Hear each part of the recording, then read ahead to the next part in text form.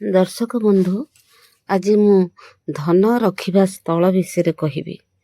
ଆପଣ ରୋଜଗାର କରୁଛନ୍ତି କିନ୍ତୁ ପଇସା ଅଣ୍ଟୁନି।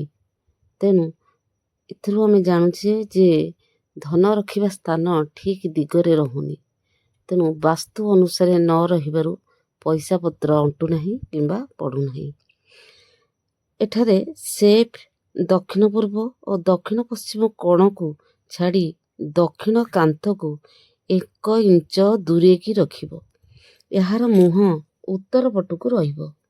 ଏହାର କବାଟରେ କୌଣସି ଦେବାଦେବୀଙ୍କ ଫଟୋ ରଖିବ ନାହିଁ।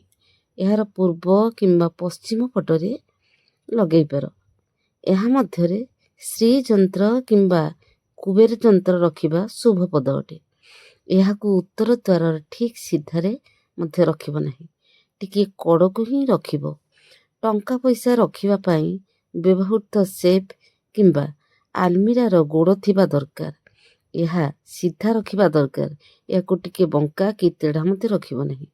ଏଥିରେ ଲୁଗାପଟା ବାସନକୁସନ ରଖିବ ନାହିଁ। ଯଦି ରଖିବ, ଏସବୁ ତଳ ଥାକରେ ରଖିବ। ଟଙ୍କା ପଇସା ଆଦି ଉପର ଥାକ କିମ୍ବା ମଝି ଥାକରେ ରଖିବ। ଏହିସବୁ ଉପରେ ଲୁଗାପଟା ଆଦି ଜମେଇବ ନାହିଁ।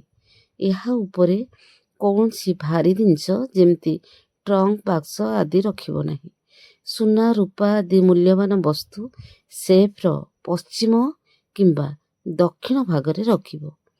ଚେକ୍ ବୁକ୍, ପାସବୁକ୍ ଆଦି ସେଫ୍ର ନିଜ ଡାହାଣ ହାତର ଉତ୍ତର ଭାଗରେ ରଖିବ। ନୀତିଦିନିଆ ଦେଣନେଣ ପାଇଁ ପଇସା ପତ୍ର ଉତ୍ତର ଭାଗର ମଧ୍ୟସ୍ଥଳରେ ରଖିବ।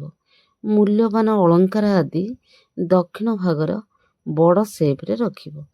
ଧନ ରଖିବା ଘର ଓ ସେଫ୍ରେ ଅଳନ୍ଧୁ, ମାଙ୍କଡ଼ସା, ଜାଲ ଏସବୁ ହେବାକୁ ଦେବ ନାହିଁ। ଏହା ହେଲେ ଦରିଦ୍ରକୁ ଟାଣି ଆଣେ।